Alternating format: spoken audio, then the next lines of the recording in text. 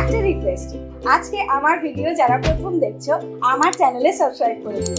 আজকে দেখো আমি অনেকগুলো স্টোনের কাজ নিয়ে এসেছি, আর এই স্টোনগুলো আমি কোত্থেকে কালেক্ট করি ওটা তোমাদের বলি।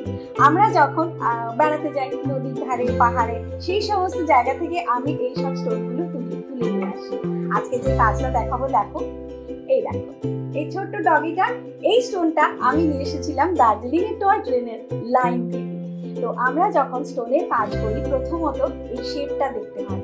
শেপটা দেখে আমাদের মাথায় আসে যে কি জিনিসটা এই শেপের ওপর, যেরকম ধরো এই শেপটা দেখে আমার মনে হচ্ছিল ছোট্ট একটা কুকুর বাচ্চার মুখ আমরা তৈরি করে দিতে পারি। এইটা সেই পেন্টিংটা।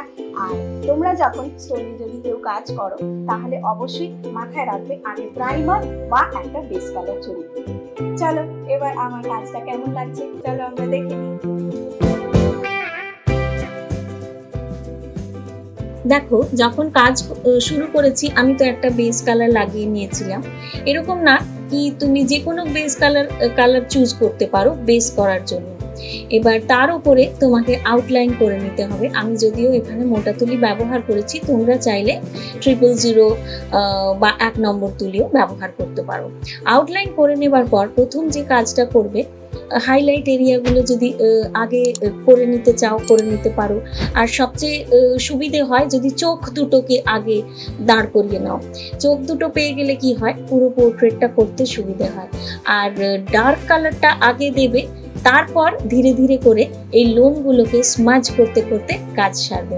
আর সরু তুলি দিয়ে চেষ্টা করবে গোঁফের কাজগুলো করতে।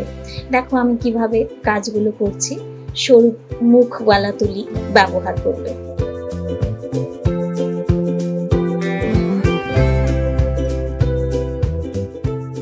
এই আমার কাজটা হয়েই এলো। আমার স্টোন পেইন্টিং তোমাদের কেমন লাগলো জানাতে ভুলো না। কমেন্ট বক্সে আরেকটা প্রশ্ন রাখলাম, এই ডগি বাচ্চাটা কোন ব্রিডের, এইটাও আমাকে জানাতে হবে।